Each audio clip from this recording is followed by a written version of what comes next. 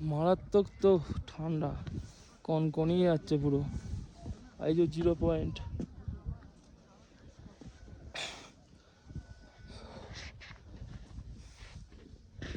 যেমন ঠান্ডা সেরকম হাওয়া দিচ্ছে।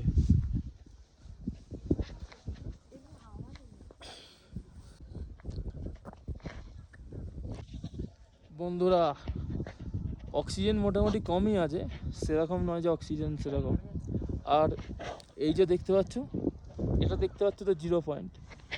তো এই যে পাহাড়টা যে আছে, এই পাহাড়টার ঠিক 1.5-2 কিলোমিটার পরেই হচ্ছে চায়নার বর্ডার।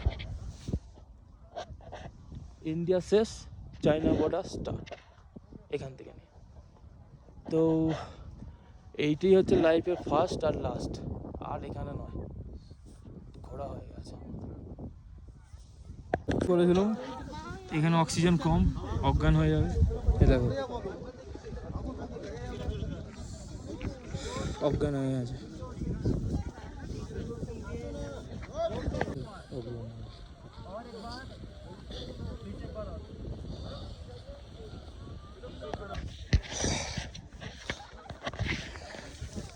এই যে এখন দাঁড়িয়ে আছি বরফে। ঘরে তো ফ্রিজে অনেক বরফ দেখেছি, আর বরফই বরফ, কত বরফ নেবে দেখো। এই যে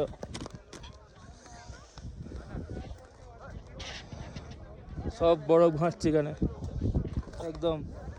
আসো, বসো, কত বরফ ঘাঁটবে। আর সেখানে সুমন বাইকের কাছে দাঁড়িয়ে আছে, সে আসতে পারেনি।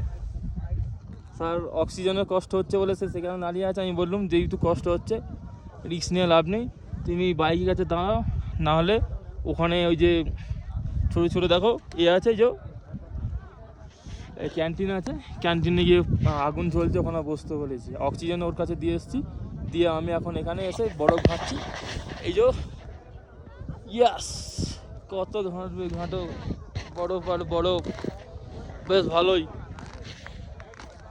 কিন্তু আমি ভেবেছিলাম যে বরফ হাতে করে নিয়ে ছুঁড়বো, কিন্তু এই যে বরফ হাট, এই যে বরফ ভাঙছে না, এই জন্য আর কি আর করবো, বরফেই ঘুরছি। বরফ ঘাট, এই দেখো না, এই যে পড়ে যাচ্ছে, এই যে পড়ে গেছে, এই যে পড়ে গেছে, দেখতে হচ্ছে। সাবধানে হাঁটতে হচ্ছে। কিন্তু এই যে কামবুট যেগুলো আছে, কামবুটে ঠান্ডা কাটে না। কামবুটটা হচ্ছে যে ভিজে গেলে যেটা হয়, সেইটার জন্য কামবুট এরা পড়েছে। কামবুট যারা পড়ছে পায়ের নিচে পুরো একদম পাথর, এরকম ব্যাপার। চলো দেখেই নিলেই যাও বরফ 0 পয়েন্ট। ওহ, খুব সুন্দর জায়গা, চলো।